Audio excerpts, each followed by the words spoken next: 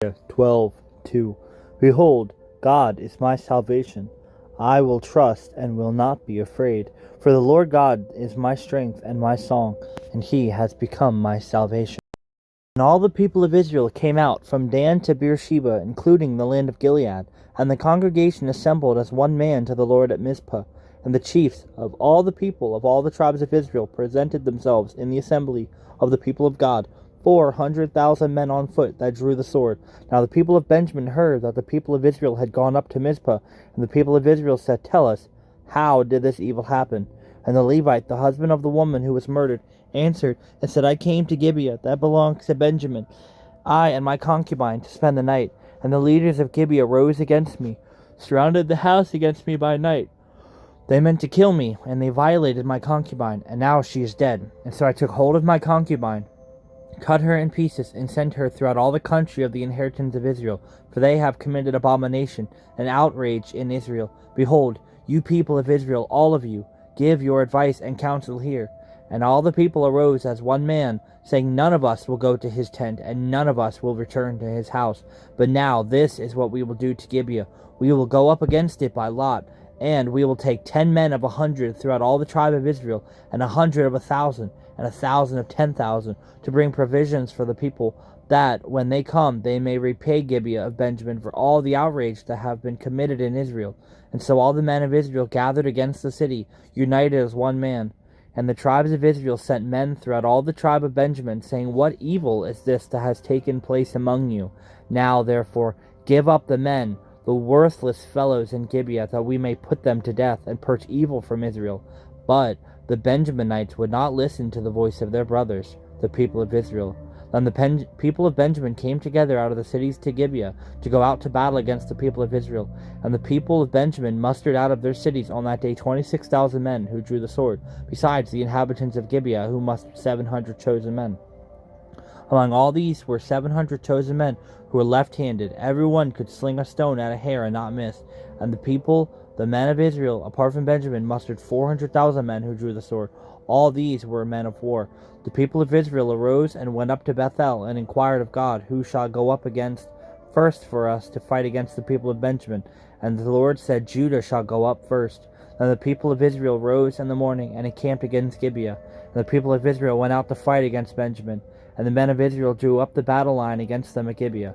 The people of Benjamin came out of Gibeah, and destroyed on that day 22,000 men of the Israelites. But the people, the men of Israel, took courage, and again formed the battle line in the same place where they had formed it on the first day. And the people of Israel went up and wept before the Lord until the evening. And they inquired of the Lord, Shall we draw again near to fight against our brothers, the people of Benjamin? And the Lord said, Go up against them. And so the people of Israel came near against the people of Benjamin the second day. And Benjamin went against them out of Gibeah the second day, and destroyed 18,000 men of the people of Israel. All these were men who drew the sword. Then all the people of Israel, the whole army, went up to Bethel and wept. And they sat there before the Lord, and fasted that day until evening, and offered burnt offerings and peace offerings before the Lord. And the people of Israel inquired of the Lord, for the ark of the covenant of God was there in those days. And Phinehas, the son of Eleazar, son of Aaron, ministered before it in those days, saying, Shall we go out once more to battle against our brothers, the people of Benjamin, or shall we cease? And the Lord said, Go up, for tomorrow I will give them into your hand. And so Israel set men in ambush around Gibeah. And the people of Israel went up against the people of Benjamin on the third day, and set themselves in array against Gibeah as at other times. And the people of Benjamin went out against the people, and were drawn away from the city. And as at other times, they began to strike and kill some of the people in the highways, one of which goes up to Bethel, and the other to Gibeah, and in the open country about 30 men of Israel. And the people of Benjamin said, They are routed before us as at the first. But the people of Israel said, Let us flee, and draw them away from the city to the highways. And all the men of Israel rose up out of their place, and set themselves in array at Baal Tamar. And the men of Israel who were in ambush rushed out of their place from Mearah Geba, and there came against Gibeah 10,000 chosen men out of all Israel. And the battle was hard, but the Benjaminites did not know that disaster was close upon them. The Lord defeated Benjamin before Israel, and the people of Israel destroyed 25,100 men of Benjamin that day. All these were men who drew the sword, and so the people of Benjamin saw that they were defeated. The men of Israel gave ground to Benjamin because they trusted the men in ambush whom they had set against Gibeah. Then the men in ambush hurried and rushed against Gibeah. The men in ambush moved out and struck all the city with the edge of the sword. Now the appointed signal between the men of Israel and the men in the main ambush was that when they made a great cloud of smoke rise up out of the city, the men of Israel should turn in battle. Now Benjamin had begun to strike and kill about 30 men of Israel. They said, "Surely they are defeated before us, as in the first day." But when the signal began to rise out of the city in a column of smoke, the Benjaminites looked behind them, and behold, the whole of the city went up in smoke to heaven. Then the men of Israel turned. The men of Benjamin were dismayed, for they saw that disaster was close upon them. Therefore they turned their backs before the men of Israel in the direction of the wilderness. But the battle overtook them, and those who came out of the cities were destroying them in their midst. Surrounding the Benjaminites, they pursued them and trod them down from Nohan as far as opposite Gibeah on the east. 18,000 men of Benjamin fell, all of them men of valor, and they turned and fled toward the wilderness to the rock of Rimmon.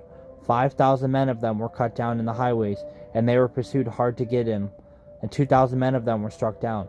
And so all who fell that day of Benjamin were 25,000 men who drew the sword, all of them men of valor. But 600 men turned and fled toward the wilderness to the rock of Rimmon, and remained at the rock of Rimmon 4 months. And the men of Israel turned back against the people of Benjamin, struck them with the edge of the sword, the city, men and beasts, and all that they found, and all the towns that they found they set on fire. Now the men of Israel had sworn at Mizpah, "No one of us shall give his daughter in marriage to Benjamin." And the people came to Bethel, and sat there till evening before God. And they lifted up their voices, and they wept bitterly. And they said, "O Lord, the God of Israel, why has this happened in Israel, that today there should be one tribe lacking in Israel?" And the next day the people rose early, built there an altar, and offered burnt offerings and peace offerings. And the people of Israel said, "Which of all the tribes of Israel did not come up in the assembly to the Lord?" For they had taken a great oath concerning who did not come up to the Lord of Mizpah, saying, "He shall surely be put to death." And the people of Israel had compassion for Benjamin their brother, and said, "One tribe is cut off from Israel this day. What shall we do for wives for those who are left? Since we have sworn by the Lord that we will not give them any of our daughters for wives." And they said, "What one is there of the tribes of Israel that did not come up to the Lord of Mizpah?" And behold, no one had come to the camp for Jabesh Gilead to the assembly. For when the people were mustered, behold, not one of the inhabitants of Jabesh Gilead was there. So the congregation sent 12,000 of their bravest men there, and commanded them, "Go and strike the inhabitants of Jabesh Gilead with the edge of the sword, also the women and the little ones. This is what you shall do. Every male and every woman that has lain with a man you shall devote to destruction." And they found among the inhabitants of Jabesh Gilead 400 young virgins who had not known a man by lying with him. And they brought them to the camp at Shiloh, which is in the land of Canaan. Then the whole congregation sent word to the people of Benjamin, who were at the rock of Rimmon, and proclaimed peace to them. And Benjamin returned at that time, and they gave them the women whom they had saved alive of the women of Jabesh Gilead. But there were not enough of them. And the people had compassion on Benjamin, because the Lord had made a breach in the tribes of Israel. Then the elders of the congregation said, "What shall we do for wives for those who are left, since the women are destroyed out of Benjamin?" And they said, "There must be an inheritance for the survivors of Benjamin, that a tribe not be blotted out from Israel. Yet we cannot give them wives from our daughters. For the people of Israel had sworn, 'Cursed be he who gives a wife to Benjamin.' And so they said, 'Behold, there is a yearly feast of the Lord at Shiloh, which is north of Bethel, on the east of the highway that goes up from Bethel to Shechem, and south of Lebanah.' And they commanded the people of Benjamin, saying, 'Go and lie in ambush in the vineyards, and watch. If the daughters of Shiloh come out to dance in the dances, then come out of the vineyard, and snatch each man his wife from the daughters of Shiloh, and go to the land of Benjamin. And when their fathers or their brothers come to complain to us, we will say to them, Grant them graciously to us, because we did not take for each man of them his wife in battle, neither did you give them to them, else you would not now be guilty.' And the people of Benjamin did so, took their wives according to their number from the dancers whom they carried off. Then they went and returned to their inheritance, and rebuilt the towns and lived in them. And the people of Israel departed from there at that time, every man to his tribe and family, and they went out from every man to his inheritance. In those days there was no king in Israel, so everyone did what was right in his own eyes. He who is often reproved yet stiffens his neck will suddenly be broken beyond healing. When the righteous increase, the people rejoice, but when the wicked rule, the people groan. He who loves wisdom makes his father glad, but a companion of prostitutes squanders his wealth. By justice a king builds up the land, but he who exacts gifts tears it down. A man who flatters his neighbor spreads a net for his feet. An evil man is ensnared in his transgression, but a righteous man sings and rejoices. A righteous man knows the rights of the poor, but a wicked man does not understand such knowledge. Scoffers set a city aflame, but the wise turn away wrath. If a wise man has an argument with a fool, the fool only rages and laughs, and there is no quiet. Bloodthirsty men hate one who is blameless, and seek the life of the upright. A fool gives full vent to his spirit, but a wise man quietly holds it back. If a ruler listens to falsehood, all his officials will be wicked. The poor man and the oppressor meet together. The Lord gives light to the eyes of both. If a king faithfully judges the poor, his throne will be established forever. The rod and reproof give wisdom, but a child left to himself brings shame to his mother. When the wicked increase, transgression increases, but the righteous will look upon their downfall. Discipline your son, and he will give you rest. He will give delight to your heart. When there is no prophetic vision, the people cast off restraint, but blessed is he who keeps the law. By mere words a servant is not disciplined, for though he understands, he will not respond. Do you see a man who is hasty in his words? There is more hope for a fool than for him. Whoever pampers his servant from childhood will in the end find him his heir. A man of wrath stirs up strife, and one given to anger causes much transgression. One's pride will bring him low, but he who is lowly in spirit will obtain honor. The partner of a thief hates his own life. He hears the curse, but discloses nothing. The fear of man lays a snare, but whoever trusts in the Lord is safe. Many seek the face of a ruler, but it is from the Lord that a man gets justice. An unjust man is an abomination to the righteous, but one whose way is straight to an abomination to the wicked. Let me infuse my power and my peace into your innermost being. As you sit quietly in the light of my presence, you can sense peace growing within you. This is not something that you can accomplish through self-discipline and willpower. It is opening yourself to receive my blessing.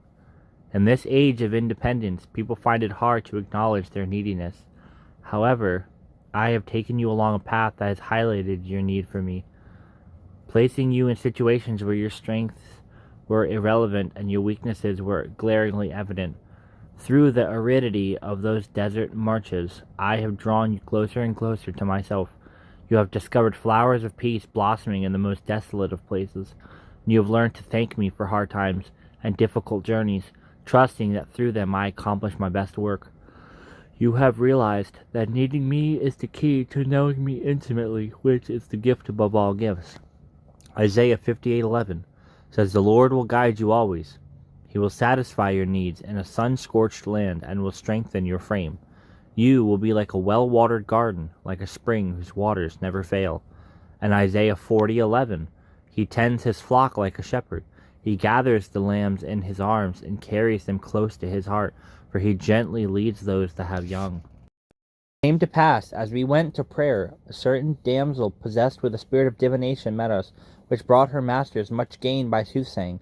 The same followed Paul and us, and cried, saying, "These men are the servants of the Most High God, which shew unto us the way of salvation."